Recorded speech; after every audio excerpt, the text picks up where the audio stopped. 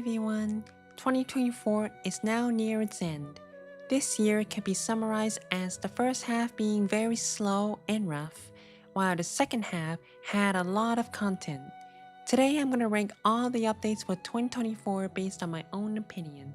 Some updates are mostly patch notes and bug fixes, so I will do my best to not include those. With that being said, let's get started. What is this? First update of 2024, birthday buff Bonanza.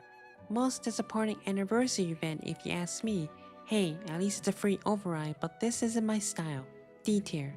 Kandarian graphical update. Graphical updates are great for the game, although that's pretty much it about it. B tier.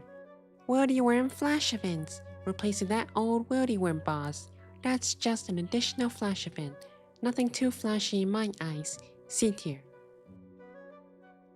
Housing of Parliament quest. The quest itself is fine, added some life to the city of The Almond Traveling Merchant was also added here too. Owls are cool, but it wasn't the most exciting quest for me. C tier. Quest requirement cleanup. I debated putting this in the ranking. It's more of an adjustment, but it's still a critical change to those who haven't done all the quests. C tier. On the same day, we also got Necromancy dyed armor.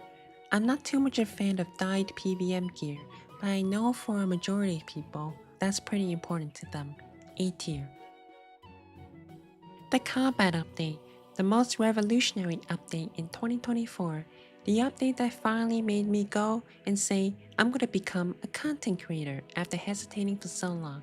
No more hitting 10Ks on my Bow of the Last Guardian, when it could have been way more, while those with Necromancy were hitting 30Ks no problem. S tier. Blooming Burrow, the new hub for the Easter event. I love how the trees looked and even made a Fashionscape video of Easter outfits. Now I don't really celebrate Easter, nor do I actually know what Easter is really about.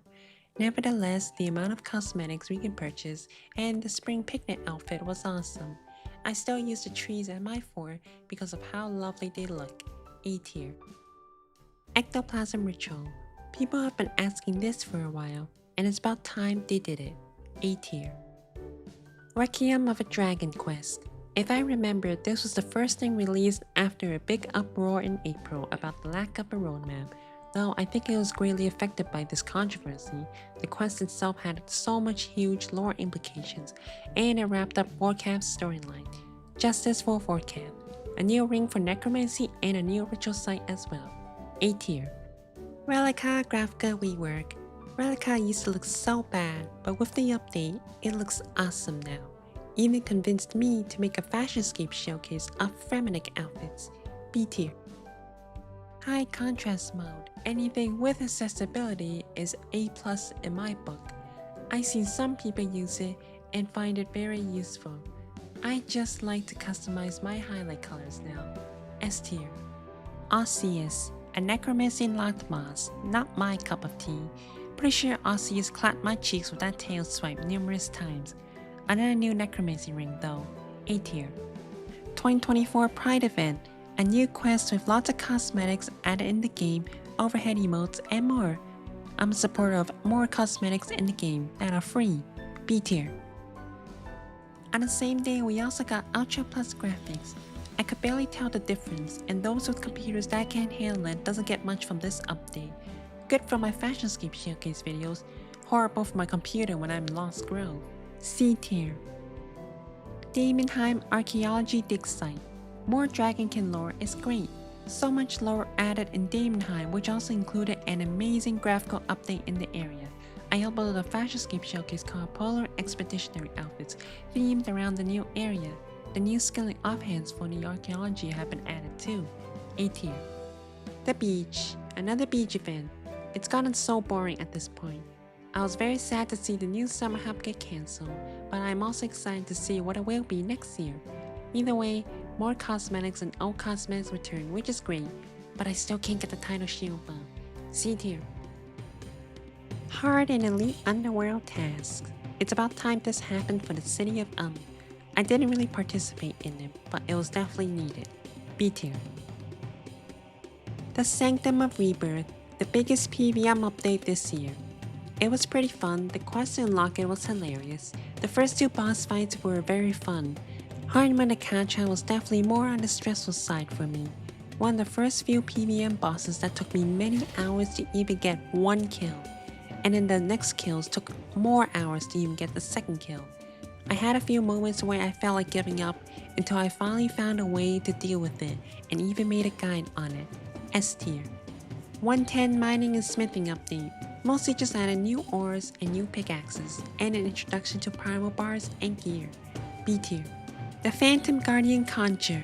I guess it finally happened since many people were asking about it, but the way to unlock it was kinda boring. B tier. Daemonheim Armour Graphical update. Did an entire video showcasing how it looks now. To be honest, I dislike the new changes.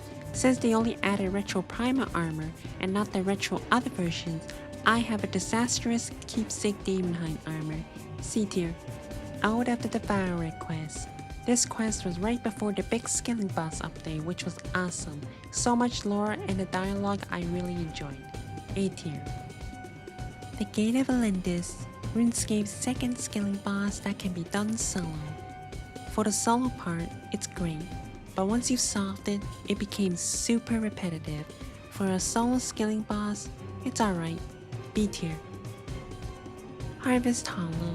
Runescape's new Halloween hub. It looks awesome.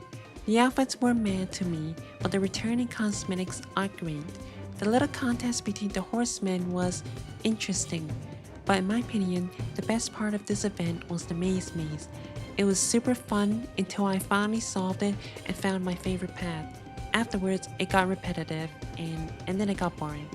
If only the maze layout changed each boss, then I think it would have been more fun and less repetitive. A tier. Group Ironman.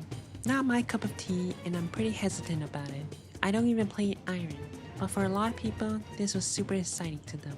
With that, I give it an A tier. Profane Scabarites Slayer Creature. New Slayer creatures are nice. New upgrades for Necromancy Slayer Helm is good. They are pretty beefy for a level 87 Slayer creature.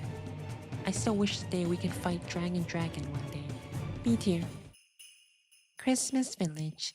The returning Christmas event hub. The new addition to it was the first test to reusing the hub, and I think they did a fantastic job. New cosmetics are great. The new quest in the Christmas spirit is there. A tier. 110 Woodcutting and Fletching and Firemaking update. Given I'm a ranged channel, this is a bit more biased, but I really love this update.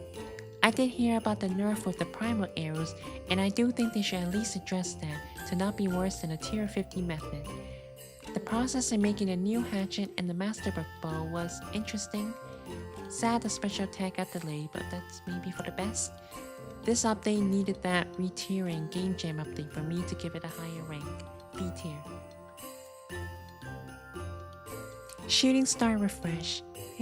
Not really my thing to start. Rework to improve it was okay, but other than that, I don't have much to add. C tier. And that wraps up the ranking video. Hopefully I didn't miss one. If I did, let me know in the comments. I'll reply with my own opinion and text. With 2025 coming around with combat achievements, 110 rune crafting and crafting, a mascot boss, and a new continent, 2025 seems exciting so far. Please be Easterlands, please be Easterlands. With this being my final video for 2024, I want to take the time to thank you all for the support. I wouldn't have gone this far without your support. Being a new content creator in the Runescape 3 scene has been an interesting, fun experience. Even though Runescape 3 is seen as the underperforming one in the YouTube scene, my stubbornness told me to keep doing what I want to do. I'm a player that I would say plays the game in a weird way. Okay, I just want to use the ranged combat style and not use any other combat styles. From fashion skate videos, range PvM, boss guides to comedy skits, I want to once again thank you all for joining me on this journey. With that being said, thank you all for watching and see you in 2025. If you enjoyed this, please subscribe. Have a happy new year. Bye bye.